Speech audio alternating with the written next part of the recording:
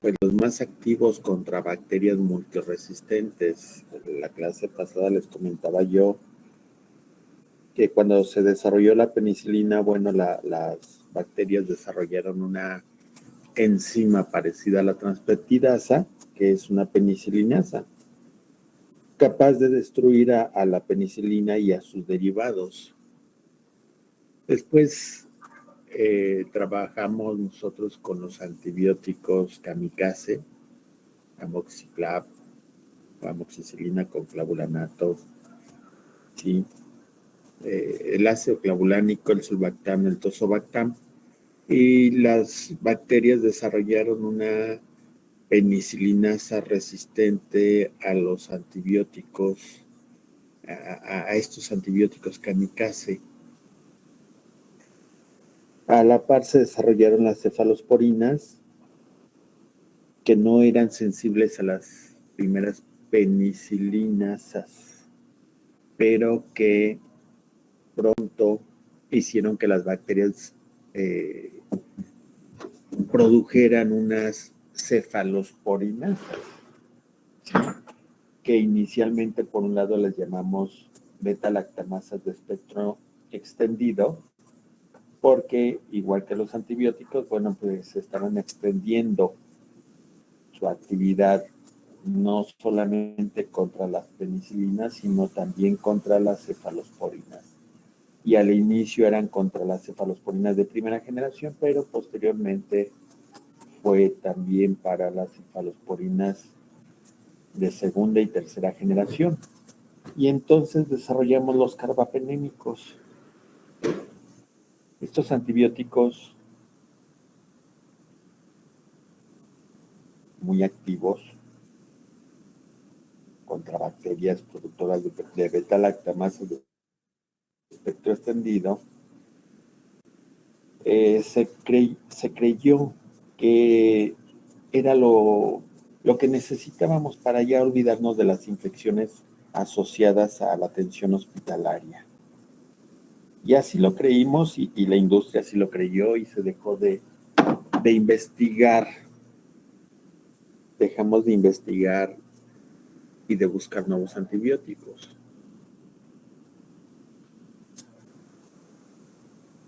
Pero ¿qué creen? Que las bacterias desarrollaron ahora lo que conocemos como carbapemenasas. Sí, enzimas que destruyen a los carbapenémicos. Aquí el anillo beta-lactámico prácticamente es el mismo desde la penicilina. Cambia este anillo, y aquí ya no tenemos el azufre. Esta sección prácticamente es un radical muy grande, penicilinasas convencionales y en las de espectro extendido, y este otro también choca por su geometría en el espacio, choca con la estructura de la penicilinasa habitual. Pues los carbapenémicos estaban destinados a ser, digamos, la última alternativa para los tratamientos de pacientes que adquirían infecciones por bacterias multiresistentes o resistentes a múltiples antibióticos, ¿sí? El primero que se desarrolló fue el imipenem. Se empezó a utilizar, pero se vio que tenía una alta hepatotoxicidad.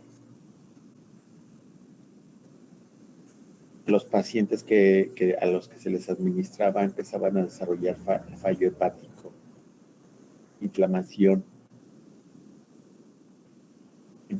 de hígado. Entonces se tuvo que mezclar con cilastatina para que pudiera ser utilizado.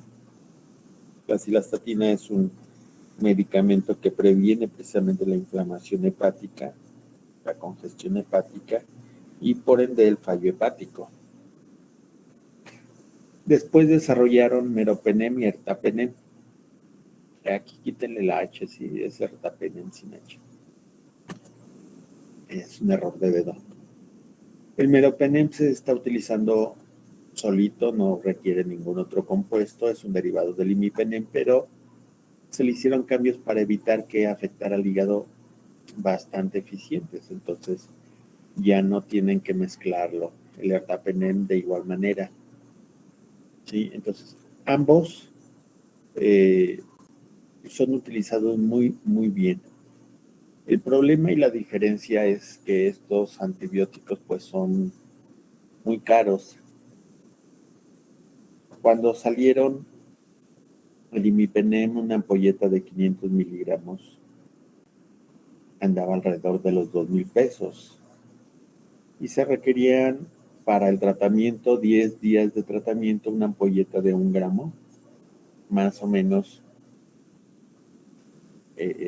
Ustedes pueden hacer el cálculo, 20,000 pesos de tratamiento, ¿sí? De imipenem. Y el meropenem estaba al doble. Ahorita los precios han bajado, el meropenem está en 2,000 pesos, el imipenem está como en 500 pesos, pero sigue siendo alto para una persona normal. Si lo tuviera que pagar en privado, que muchas veces, en público, ¿sí? Los privados obviamente lo tienen que pagar. El sitio blanco también son las transpeptidasas o proteínas fijadoras de penicilina. También las beta-lactamasas de espectro extendido pues evolucionaron a carbapemenasas que hidrolizan el anillo beta-lactámico.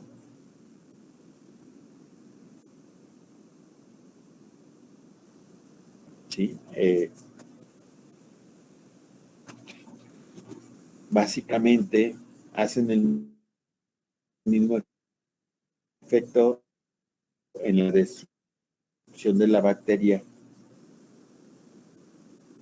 Inactivan la transpeptidasa, evitan las uniones cruzadas en el peptidoglicán, lo desestabilizan y se pierde la pared celular, con lo que la membrana celular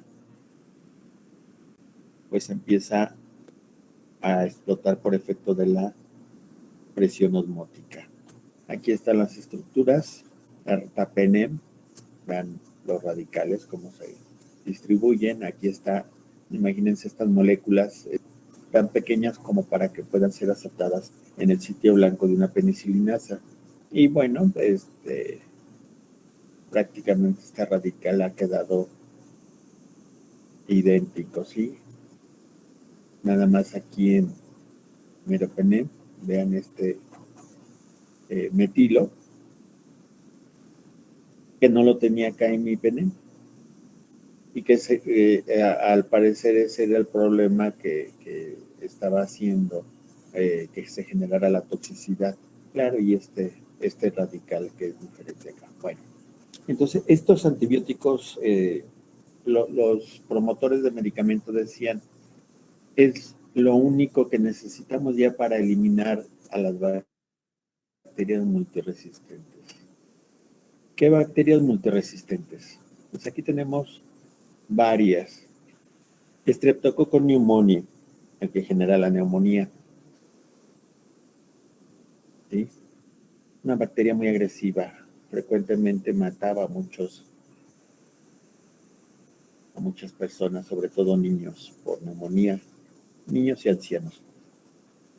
Complicaba todas las infecciones virales y era el responsable de una gran cantidad de muertes.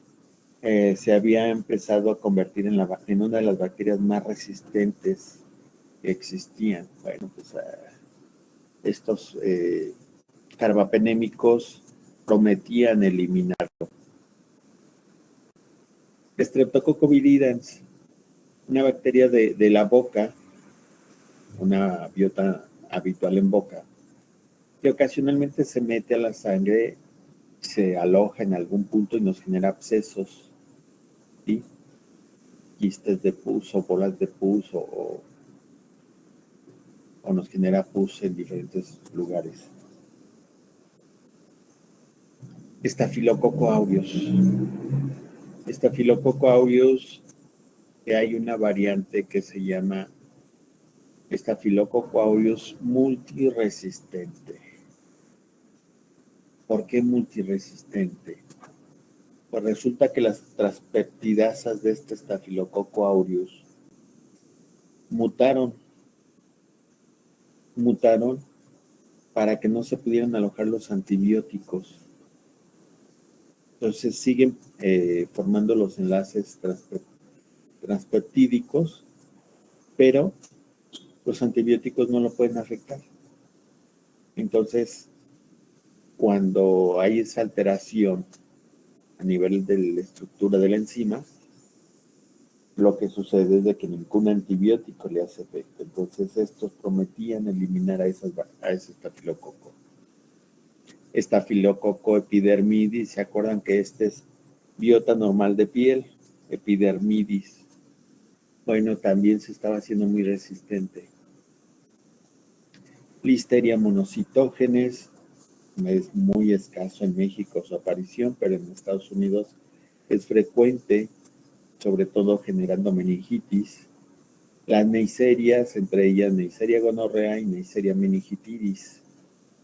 Neisseria gonorrea pues genera la gonorrea, meningitidis genera una infección cerebral, ¿sí? Letal, que también ambas se estaban haciendo extraordinariamente resistentes.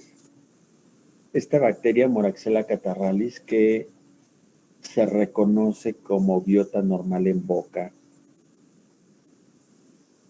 pero que ocasionalmente cuando hay infección viral se mete a pulmones y puede generar una neumonía.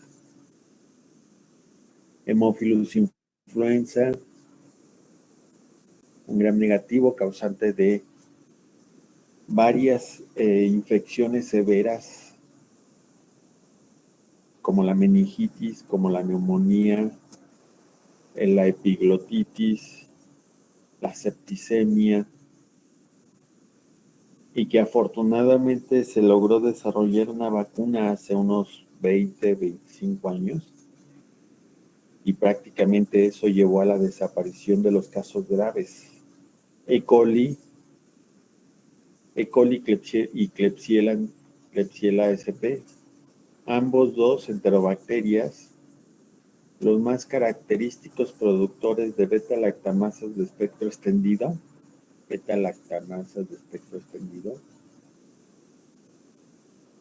y principales agentes asociados a infecciones en hospitales por la atención médica. Van ustedes a un hospital, los ingresan por una fractura, ¿sí? Les ponen suero, les aplican medicamento,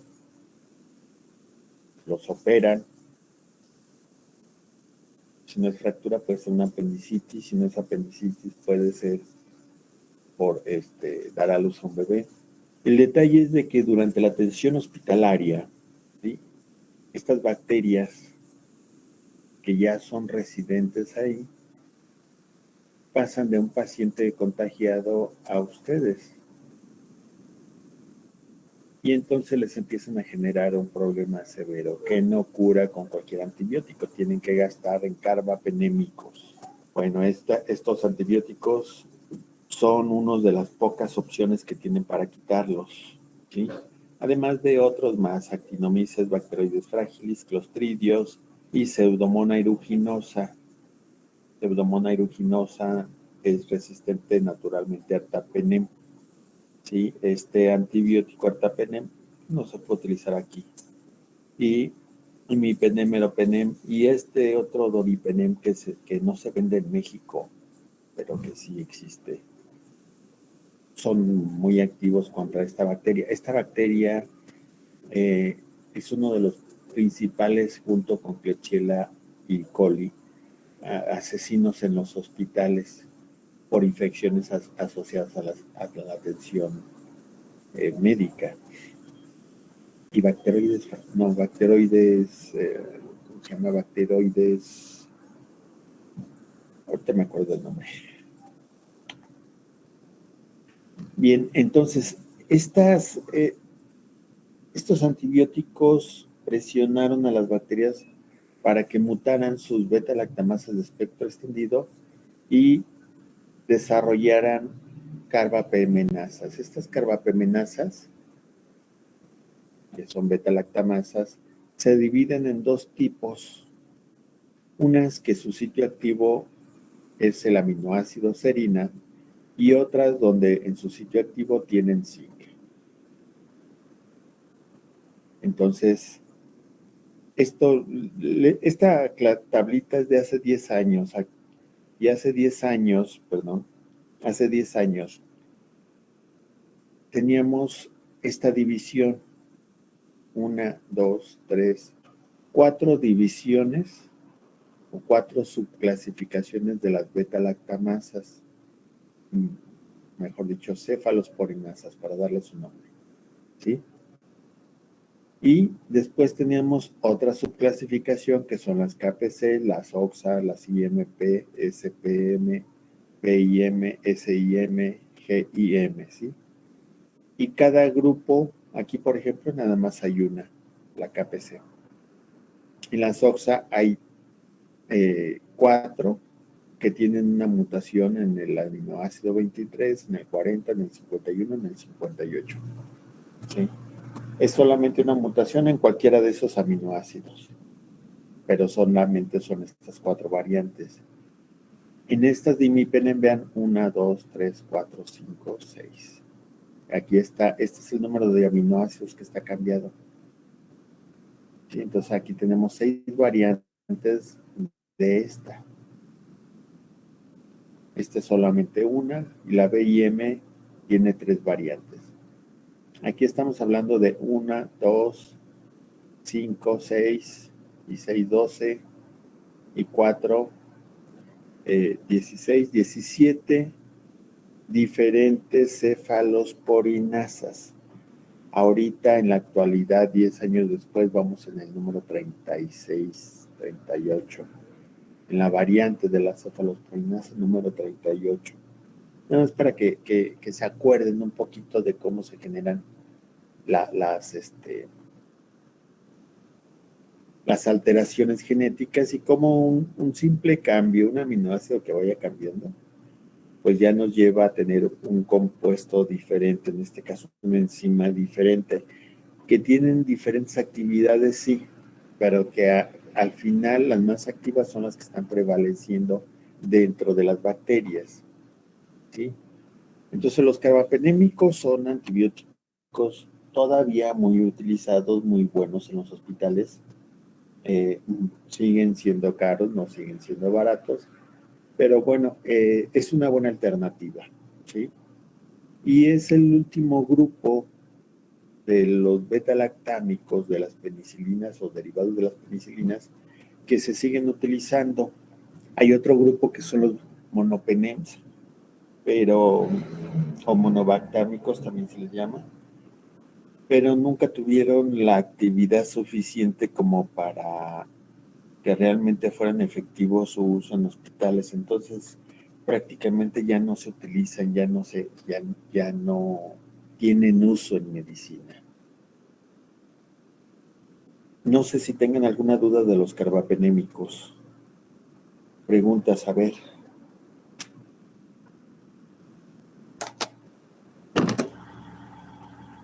¿Alguien que haya tomado algún carbapenémico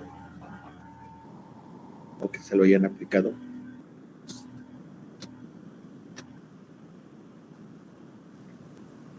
¿Cuál es el más común de ellos? Imipenem y meropenem.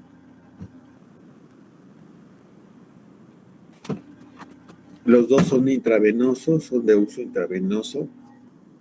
El paciente solo debe de estar hospitalizado para podérselos aplicar, aunque luego hay médicos que se atreven a aplicárselos solo, sin dilución en sueros, y eso les genera inflamación y problemas musculares a los pacientes, ¿sí? Pero esos dos son los que más se manejan aquí en México.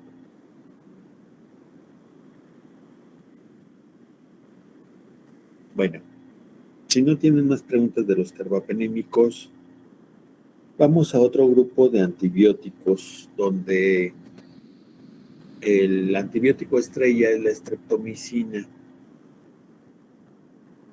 Después de que se descubrió la penicilina y que empezó a tener tanto éxito, se empezó una carrera contra las infecciones para poder controlarlas y para eliminarlas.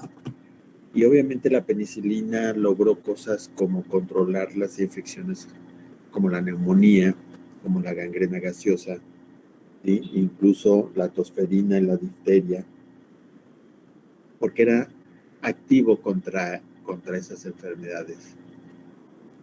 Sin embargo, en el caso de la tuberculosis, pues ahí sí no hubo ningún efecto. La penicilina era completamente ineficiente contra la tuberculosis. Y quiero comentarles que la tuberculosis se considera, si no es el principal o la principal enfermedad, quizás sí debe estar entre las primeras 3 más importantes asesinas de hombres. Entonces siempre, desde Robert Koch, descubridor del bacilo de la tuberculosis, se quiso desarrollar un medicamento para curarla, ¿sí? Entonces aquí es donde entra este señor Selman Wachtman, ¿sí? De origen ruso, que emigró a los Estados Unidos y que tenía su doctorado en microbiología y tenía sus estudiantes de doctorado para microbiología. Uno de ellos empezó a buscar bacterias en el suelo de la universidad. Imagínense que ustedes se van allí a Farman, ¿no? A los jardines, agarran tierrita y van a cultivar las bacterias que están ahí. Se le cultivó varias bacterias y una de ellas, ¿sí? Que se denomina Streptomyces, de ahí el nombre del streptomicina, pues se vio que producía un antibiótico que generaba el mismo efecto que el penicilio, inhibía el desarrollo de algunas bacterias y entonces lo probaron contra el bacilo de la tuberculosis y era efectivo, ¿sí? Hay una historia de Selman Wassman, de Albert Schat, y hay una mujer también por ahí. Si pueden verla en YouTube, busquen a Selman Wassman, ¿sí? Cómo descubrió la streptomicina. Bueno, en realidad él estaba guiando al estudiante y el estudiante fue el que se percató, ¿sí? No se le dio importancia hasta que ya se vio la evidencia, ya se tuvo evidencia de que era activo contra la tuberculosis, ¿sí? Bueno, el detalle de esto es que este fármaco ayudó a controlar grandes pandemias que había de tuberculosis, o mejor dicho, grandes epidemias en diferentes países, ¿sí? Porque siempre ha sido una pandemia realmente la tuberculosis. Este medicamento, si se fijan, pues también proviene de la glucosa, es un derivado de la glucosa que tiene ciertas características muy parecidas, ¿sí? Es producido por una bacteria y es muy activo contra el bacilo de la tuberculosis. Una dosis diaria de 15 miligramos por kilogramo por día, ¿sí? Más o menos es suficiente para ir inhibiendo el desarrollo y ir curando a la persona infectada con tuberculosis, ¿sí? ¿Cuál es el problema? Que genera muchos problemas por su toxicidad. En el oído, toxicidad. En el riñón, nefrotoxicidad. En el cerebro, neurotoxicidad. ¿De qué hace falta? En el hígado, hepatotoxicidad, ¿sí? Entonces, esto Por ejemplo, aquí en oído va generando problemas vestibulares y acústicos.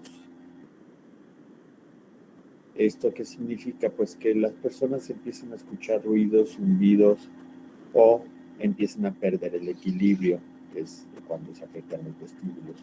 Nefrotoxicidad, los riñones empiezan a perder eficiencia en la filtración, ¿sí? de las sustancias tóxicas.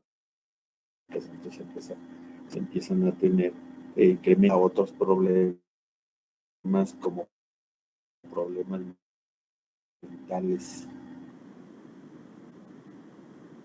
¿Sí? Nefrotoxicidad también en cerebro tiene diferentes, neurotoxicidad, perdón, tiene diferentes problemas, porque por ejemplo algunas personas simplemente empiezan a tener una hipersensibilidad en piel y otras empiezan a tener un problema de visión, empiezan a ver puntos al estar viendo así cualquier cosa, ¿sí? Empiezan a ver como si fueran destellos en su vista, ¿sí? Bueno, el problema es de que esto se va complicando conforme se tiene que dar el tratamiento. Inicialmente se dan tratamientos cortos, estamos hablando de que un tratamiento podía ser quizás 15 o 30 días, ¿sí? Y se dejaba porque pues iba deteriorando tanto el oído como el sentido o mejor dicho, el equilibrio, ¿sí? Iba generando hipersensibilidad, lo que les decía en piel, sentían quemaduras en la piel o cuando los tocaban sentían como si les picara, ¿sí? Y iba generando insuficiencia renal grave. Entonces se dejaba de utilizar. ¿Cuál fue el problema? Pues que no era suficiente para matar a la bacteria de la tuberculosis y eso llevó rápidamente a que la bacteria se transformara en una bacteria multiresistente. Para esto déjenme decirles este descubrimiento en el 42, 44. Se empezó a utilizar con éxito en los 50, 60 y 70. Prácticamente las muertes por tuberculosis empezaron a bajar dramáticamente, ¿sí? Al grado de que en los 80 al inicio, mejor dicho, en 1980 se decretó la extinción de la viruela. La viruela compite con la tuberculosis como el mayor asesino de humanos. Empezó, la viruela la eliminamos gracias a las vacunas, ¿sí?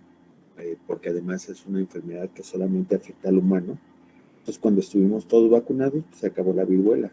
Y los que no se quisieron vacunar se murieron y ya se resolvió el problema. Bueno, con la tuberculosis creíamos que iba a ser igual. Llegó un momento donde ya nadie se moría de tuberculosis. ¿Cuál fue el problema? Pues de que este tiempo corto de tratamiento generó la aparición de variantes resistentes a la streptomicina. Y entonces, cuando empiezan las variantes resistentes a la streptomicina, pues empieza a resurgir y además coincide con otro problema de salud humana, que es el VIH, ¿sí? El VIH coincide justamente en ese tiempo donde aparecen estas variantes resistentes y el paciente VIH positivo que llega a desarrollar lo que se conoce como síndrome de inmunodeficiencia adquirida, ¿sí? Se convierte en un caldo de cultivo para la tuberculosis. Entonces eso lo catapulta a la bacteria de la tuberculosis para ser una bacteria multiresistente. Empieza a aparecer en varios lugares, ¿sí? Cepas de tuberculosis, de micobacteria tuberculosis multiresistente. Entonces, eso en aquel tiempo donde no había otro antibiótico contra la tuberculosis, pues nos llevó a tener un caos. Al final se tuvieron que desarrollar nuevos antibióticos y actualmente, por ejemplo, el tratamiento contra la tuberculosis, pues ya no es de un mes, sino de por lo menos 8 meses con periodos de descanso entre ellos.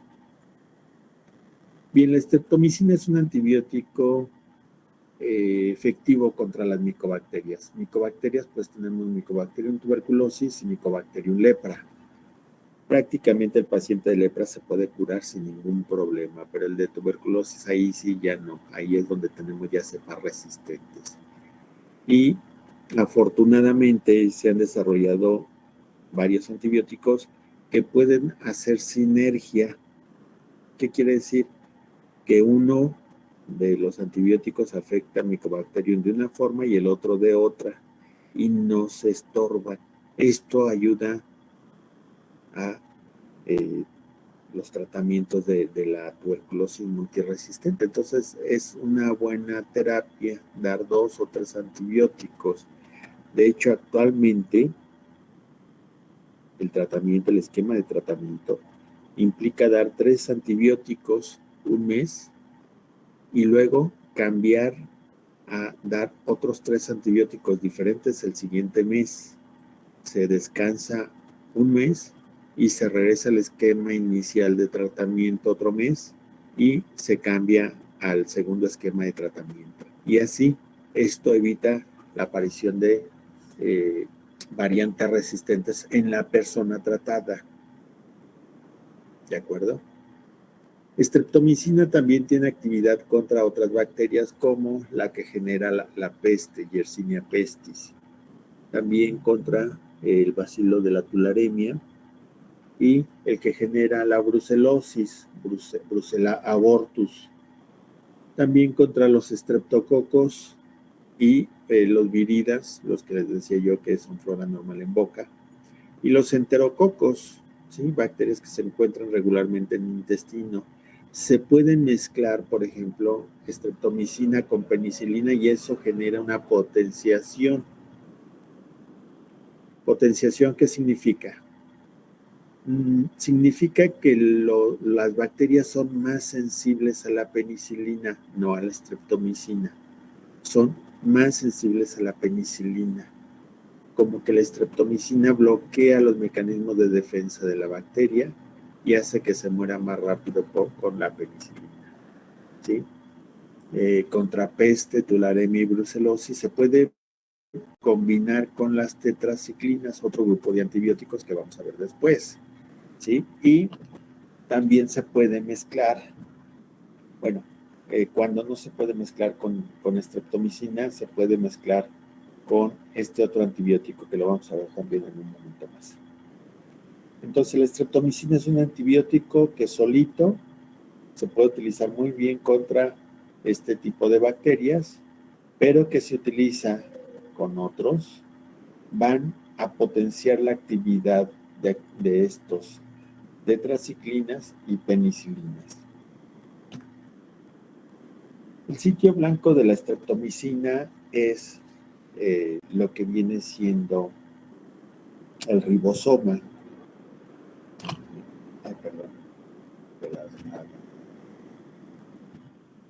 El ribosoma, ustedes recuerdan que cuando vimos genética bacteriana, veíamos que hay 3 tipos de RNA, o ácido ribonucleico. El que lleva el mensaje, el que arrima los aminoácidos y el ribosomal. En este caso, el ribosomal o el ribosoma, pues es una estructura que es donde se sintetizan las proteínas, ¿sí? Y ahí se embona un segmento de ese ribosoma, un segmento pequeño con uno grande, formando esta especie de monito, ¿sí?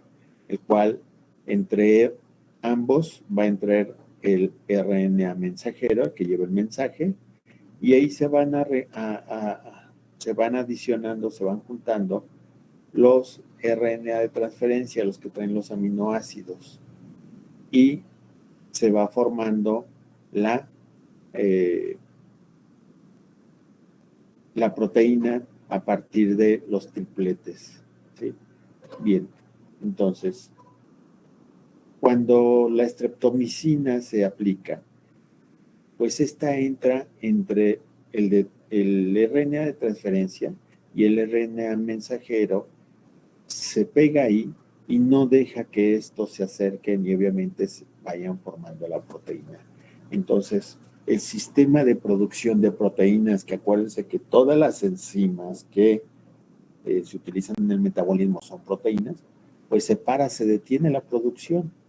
Y entonces las bacterias pues ya no pueden ni llevar a cabo la glucólisis, ni el ciclo de Krebs, ni la fosforilación oxidativa, porque todas implican el requerimiento de enzimas. Entonces, esta es la vía por la cual la streptomicina va a actuar dentro de la bacteria, directamente en el ribosoma. Y aquí está, por ejemplo, en qué enfermedades se puede utilizar la streptomicina. Como ya les dije, pues es el principal antibiótico contra la tuberculosis.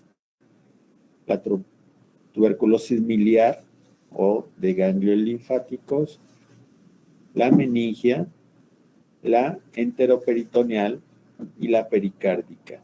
Y obviamente la pulmonar, que es la principal, ¿sí? También se puede utilizar ahí. ¿Hasta aquí alguna pregunta de la streptomicina?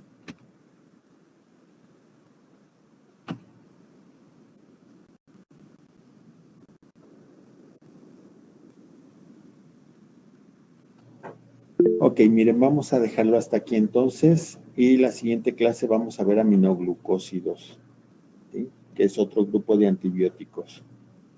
¿De acuerdo?